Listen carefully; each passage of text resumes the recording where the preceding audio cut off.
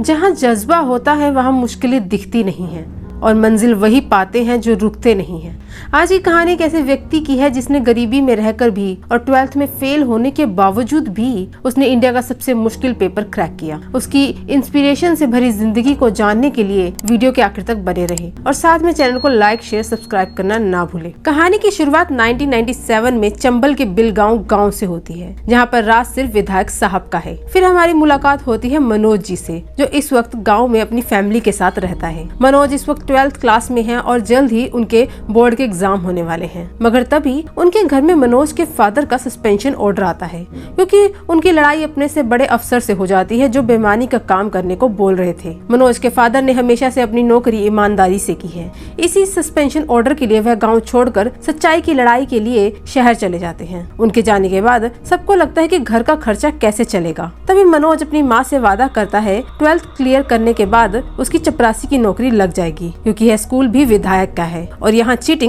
खुल्लम खुल्ला होती है। मगर एग्जाम के दिन उनके स्कूल में चीटिंग नहीं हो पाती, क्योंकि एक सच्चा डीएसपी ऑफिसर चीटिंग होने नहीं देता और मनोज और उसके साथ के स्टूडेंट सभी 12th में फेल हो जाते हैं। घर में तंगी होने की वजह से मनोज और उसका भाई टेम्पो में सवारी इधर से उधर पहुँचाने का काम शुरू करते हैं। मगर तभी यह खबर विधायक तक पहुँच जाती है और वह इनका यह टेम्पो बंद करवा देता है, क्योंकि विधायक अपनी बस गाँव में चलवाता है। मगर तभी मनोज के भाई की लड़ाई विधायक के आदमी से हो जाती है। इस वजह से पुलिस उसे लॉकअप में बंद कर देती है। मगर मनोज सच्चे डीएसपी से मदद मांगता है, जो पुलिस स्टेशन जाकर उसके भाई को लॉकअप से रिहा करवा देता है। डीएसपी की ताकत और ईमानदारी देखकर मनोज भी उसके जैसा बनने का सोचता है। डीएसपी उसे एडवाइस देता है कि अगर मुझ जैसा बनना है तो चीटिंग छोड़नी होगी। फिर उस डीएसपी का ट्रांसफर हो जाता है। मगर मनोज को डीएसपी की बात दिल में छू जाती है और वह पूरे सच्चे मन से 12th के बोर्ड एग्जाम्स की तैयारी करना शुरू करता है। मनोज के साथ के बच्चे चीटिंग करके 12th फर्स्ट डिवीजन से क्लियर करते हैं, मगर मनोज अपनी मेहनत से 3rd डिवीजन से 12th क्लियर करता है। इसके बाद आगे की पढ़ाई के लिए शहर चला जाता है। इधर गांव में मनोज की मां अपनी गायें बेचकर और मजदूरी करके अपने बेटे को बीए कराती है। जब मनोज घर वापस आता है तब बताता है कि डीएसपी की तैयारी के लिए ग्वालियर जाना पड़ेगा,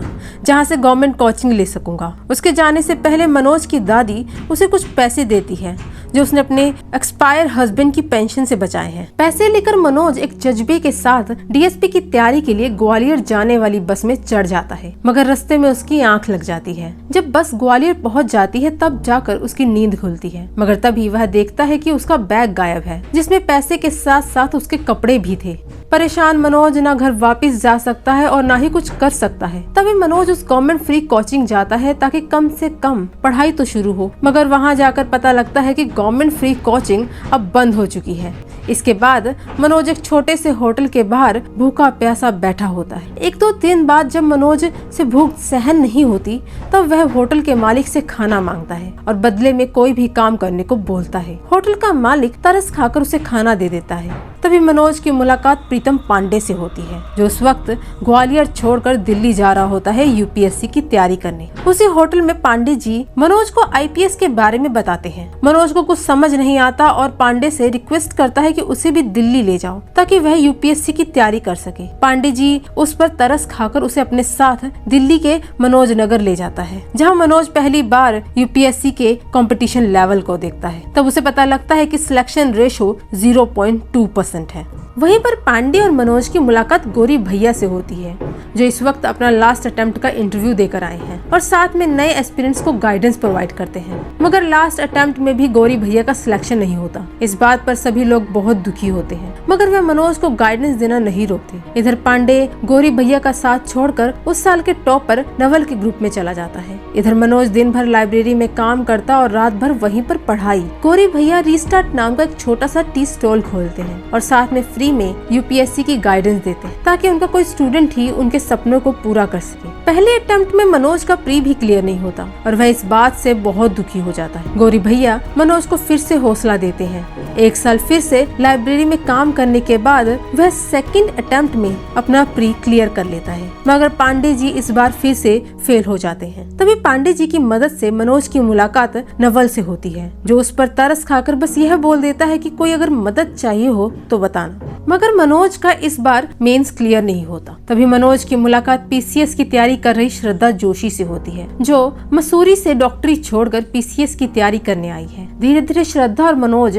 दोस्त बन जाते हैं, क्योंकि दोनों साथ में कोचिंग ले रहे होते हैं। मनोज अपने 3rd अटेम्प्ट में प्री क्लियर कर लेता है और वह इस बात से बहुत खुश होता है। मगर तभी श्रद्धा अपने घर वापस चली जाती है किसी काम की वजह से। मगर इस बार फिर मनोज का मेंस क्लियर नहीं होता। इस बात पर वह बहुत ज्यादा परेशान होता है, क्योंकि उसे लाइब्रेरी भी छोड़नी पड़ती है, क्योंकि वहाँ के ओनर मनोज पर चोरी का झूठा इल्जाम लगाता है। इधर मनोज अपने गाँव वापिस जाता है, जहाँ उसे पता लगता है कि उसकी दादी मर चुकी है और उसकी माँ और भाई मजदूरी करके पेट पाल रहे हैं। इधर मनोज और श्रद्धा कभी कोई कांटेक्ट नहीं हो पाता। तभी मनोज के फादर वापस गांव आ जाते हैं, क्योंकि इस दुनिया में एक सच्चे और ईमानदार आदमी की कोई इज्जत नहीं करता। यह सब देखकर मनोज हारा हारा सा फील करने लगता है, मगर वह हिम्मत नहीं हारता। मनोज दिल्ली वापस आकर सुबह 15 घंटे आटा चक्की में काम करता, ताकि अपनी फैमिली को सपोर्ट कर सके, और रात भर पढ़ाई करता। मगर फिर भी कहीं ना कहीं कमी रह जाती। श्रद्धा वापस लौटकर दिल्ली आती है और मनोज को समझाती है कि यह लास्ट अटेम्प्ट है, उसे पूरा कंसंट्रेशन पढ़ाई पर देना चाहिए। गौरी भैया और श्रद्धा के कहने पर मनोज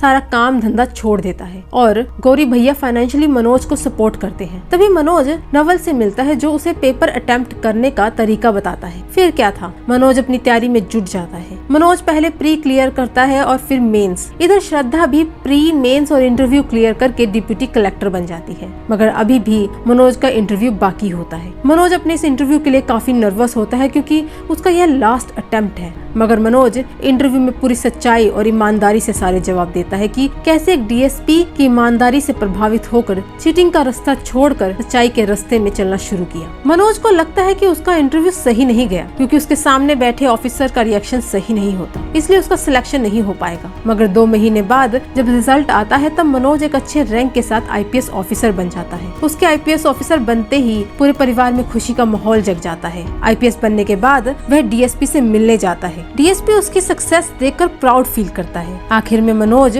और श्रद्धा शादी कर लेते हैं। पांडे जी टीवी एंकरिंग का काम शुरू कर देता है। अगर किसी में जज्बा हो तो वह आसमान को भी छू सकता है, और जीतता वही है जो रुकता नहीं है। और यहीं पर फिल्म खत्म हो जाती है। इसी तरह की मूवीज की एक्सप्लेनेशन के लिए चैनल को लाइक, शेयर, सब्सक्राइब करना ना भूलें। Thank you.